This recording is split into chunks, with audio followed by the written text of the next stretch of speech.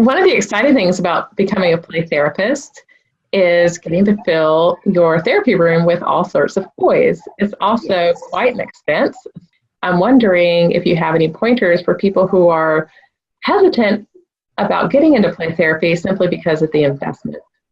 Yeah, the investment is quite costly, and most insurances don't reimburse any additional for play therapy, though a few do give you a few dollars extra. It could add up over the years, but the thing to look for is the categories. And so in the child-centered world, there's basic categories. So we have nurturing as one category. We have aggression as another category. We have real life as another category, which would be, things like the kitchen and cash registers, those type of things.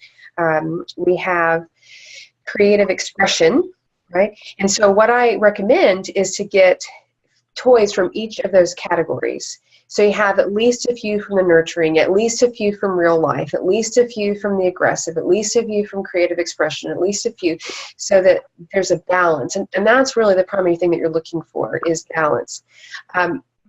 So for example, if you were going to only do one thing, either sand tray or play therapy, it's a completely different setup. So going with the play therapy route is cheaper initially, because you can get just a couple of puppets, you can get a couple of creative things, and create a mobile kit for yourself. If you need some tips on what might go in there, you can look online at various play therapy websites, and they will have pre-made kits for you.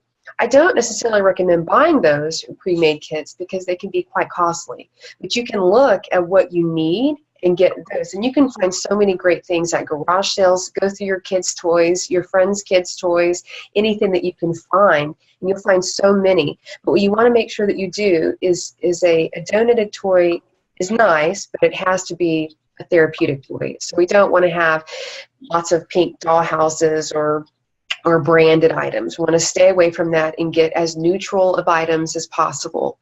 I always suggest, when it comes to people, it's ideal to have ethnicities that mirror your region, so wherever you're at, or your client load. If you only have one set, get a brown set. A brown set is in the middle of skin tone, and then you can add after that. You at least need one family set.